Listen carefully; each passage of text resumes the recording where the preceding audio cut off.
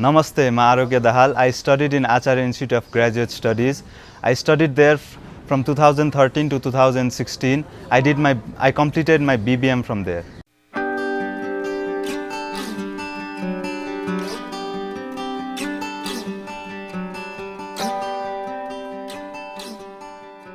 मैले 2013 मा आचार्य institute join गरेको हो। त्यो भन्दा अगाडि चाहिँ म नेपालमै पढेको, प्लस 2 नि घरमै बसेर पढेको हैन। अनि त्यही भएर त्यहाँ जाँदाखेरि फर्स्ट एक्सपिरियन्स थियो यो भन्दा नेपालबाट बाहिर गएको।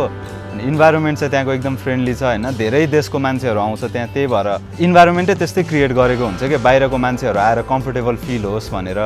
अनि इन्फ्रास्ट्रक्चरहरू पनि एकदम राम्रो छ, ठुलो छ हैन। अब कलेजमा पुगेपछि खालि पढाइ मात्र भन्दा पनि अब सबै ओभरअल डेभलपमेन्टको लागि नै हेल्प गर्ने खालको इन्फ्रास्ट्रक्चर बनाएको छ उनीहरूले।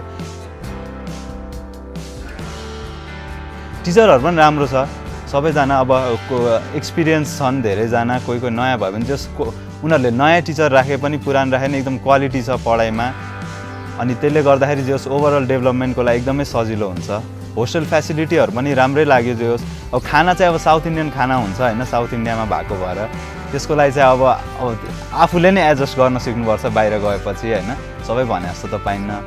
अनि त्यो खानामा चाहिँ अब कसैलाई प्रब्लम हुन्छ, कसैलाई त्यो नि हुँदैन हैन। तर अब पहिल्यै मेन्टालिटी चाहिँ त्यही बनाएर जानुपर्छ, बाहिर गएर केही भयो भने म एडजस्ट हुन सक्छु भनेर।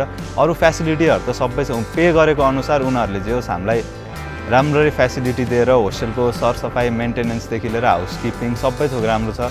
केही मेडिकल फेसिलिटीहरूदेखि लिएर केही भयो भने स्टुडेन्टलाई इमर्जेन्सी सबै थोक उनीहरूले जे होस् राम्ररी नै गरेछ।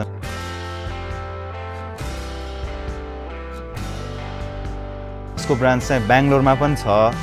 अनि तपाईहरुले यहाँ आएर आचार्य कलेजमा जाँदाखेरि चाहिँ बुझेर जाँदाखेरि राम्रो हुन्छ। तपाईहरुलाई केही प्रब्लम पनि हुँदैन। तपाईहरुलाई केही प्रब्लम भइहाल्यो भने पनि उता बेङ्गलोरको अफिसमा कन्ट्याक्ट गर्नुभयो भने चाहिँ एकदमै सजिलै तरिकामा तपाईहरुको प्रब्लमहरू सल्भ गराइदिनुहुन्छ।